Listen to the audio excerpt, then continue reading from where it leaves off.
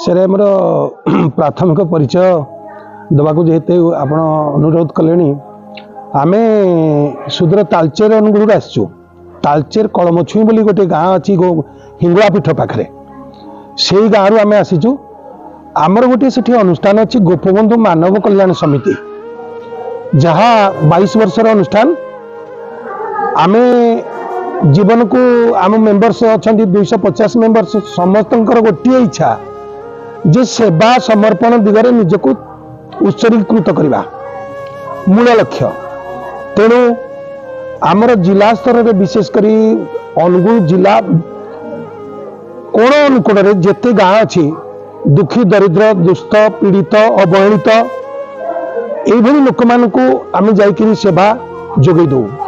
सेवा कहले अर्थराशि दौ विशेषकर से कई जदि मृतक हो गले आकस्मिक दुर्घटना चलीगले सेठी आर्थिक सहायता देवा संगे संगे से परिवार वर्ग संस्कार काम करने आमर अन्न वस्त्र व्यवस्था आम करूँ। एपरिकी जदि घर पड़ी हुए से घर पड़ी हेले से जहाँ सब आसवाब पत्र पड़ जाए अन्य पड़ जाए रोषई सरंजाम एपरिकी पड़ जाए रोषई सरंजाम आणिक दौ जमती से केमती पुणी संसार मूल धुआ पकई पारे एवं चलिए एमती आमर विभिन्न प्रकार सेवा चली। ता व्यतीत आम हिंगुला यात्रा समय प्राय पाखापाखि 2000 लोक अन्न वस्त्र एवं आर्थिक सहायता प्रदान कर दुष्ट प्रपीड़ित मानक दिव्यांग मानक 9 दिन जल व्यवस्था हुए। वर्ष सारा आम प्लांटेशन करुचु विभिन्न जगह परिवेश संतुलन करने आउ मेधावृत्ति गरीब मेधावी छात्र मान छात्रवृत्ति आम प्रदान करुचु आम संस्था तरफ। आम संस्था एमती एक संस्था जो प्राय पाखापाखि वार्षिक अनुदान आम 15 लाख पाखापाखि आम पाऊ आमती खर्च हुए केमती आसे तार हिसाब केवल भगवान को जना माँ हिंगुला को जना। सतरे अनुष्ठान केमती चली मु भी केवल कल्पना कर पार नथली। आमर 5 भाई आम आसीचु आम संस्थार आउ विशेषकर आगधारी सब मेंबर्स अच्छा आम आसलु यही समर्पण शुणिलु नयागढ़ में गोटे समर्पण आमर पौढ़ाश्रम अच्छी से पौढ़ाश्रम को जाकि आम जेहेतु गोटे जराश्रम या मनस्थ करूँ स्वप्न देखीचु ताकू साकार करने आम नयागढ़ चली आसिलु। आईठी जो आमर जने भाई भाई आप ना कौन प्रताप बाबू को संस्पर्श में आसी सी आमको आणिक आश्रम छाड़े धन्यवाद दूची कहवा भितर।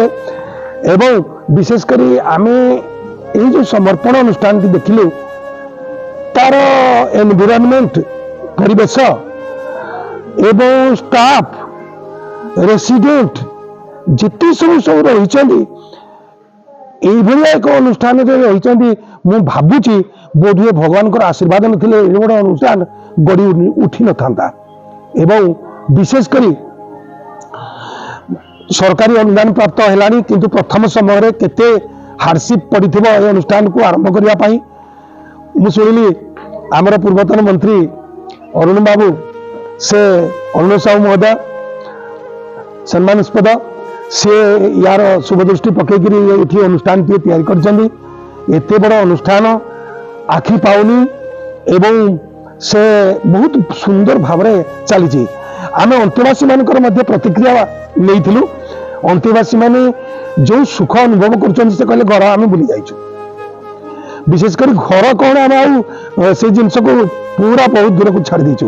ये जो भाई मैंने रही ये आम संसार ये आम परिवार समस्त सदस्य ये संध्या समय प्रार्थना होची पचारिक बुझिलु एमानकर खाइबा पीवा भल मंद दुख सुख एत उच्च कोटीर सतरे ये अनुष्ठान को जी देखी जी पाखर देखी परखी से केबे भी भूली पारिबनी। बोध हुए सुदूर तालचेर पुणी थे ये आसापी ये अनुष्ठान आमको पुणी हाथ ठारी डाकुची भाई मैंने पुणी थे के आस आम साथी पुणी थे सामिल हुआ मिशिवा एवं दुख बांटिवा।